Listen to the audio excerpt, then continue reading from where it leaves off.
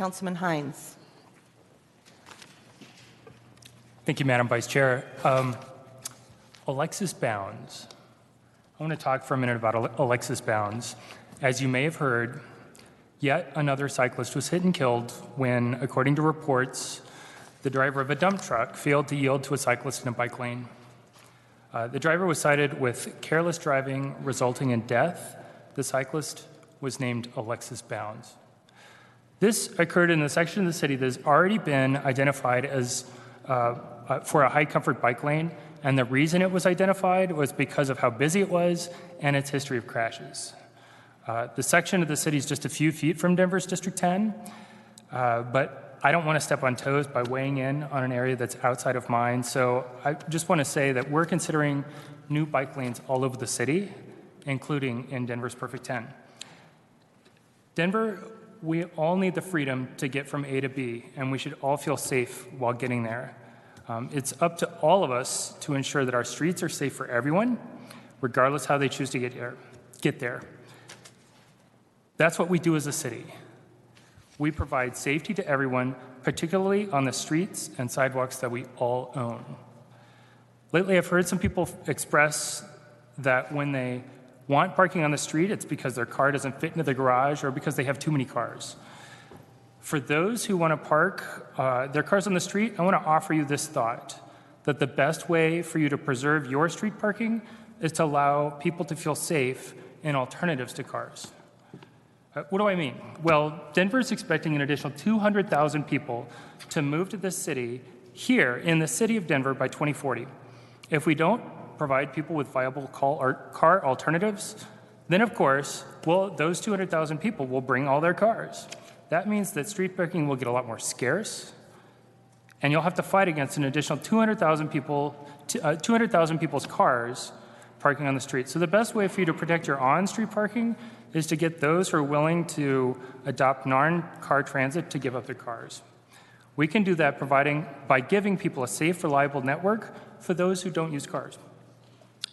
Furthermore, let's help the planet. The number one thing we can do as individuals is give up our single occupant vehicles, and we as city leaders should help them however we can. Also, for those whose car doesn't fit in their garage, think about why that's the case. Our city, particularly the neighborhoods in District 10, were not built for all these cars. Our neighborhoods in District 10 were built in a time before modern cars.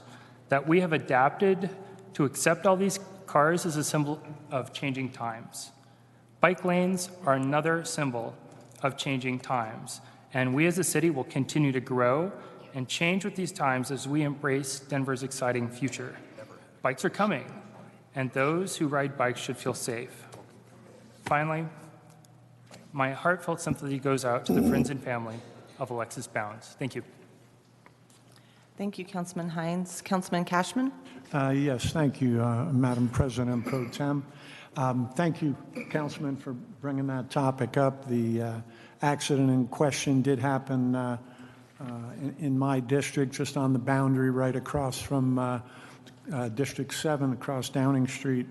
And even before this tragedy happened, we knew that we have a lot of work to do to provide safe passage for people around our city on foot or by bike. And so for those who haven't been following the process so much on the Marion Street bikeway proposal, there's been a public meeting, there's been a stakeholder group that has met.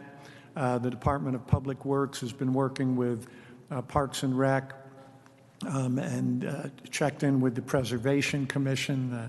Marion Street Parkway is a historic asset that, while safety, I believe, needs to be the #1 consideration, I think we can do that and still maintain that asset in a proper way.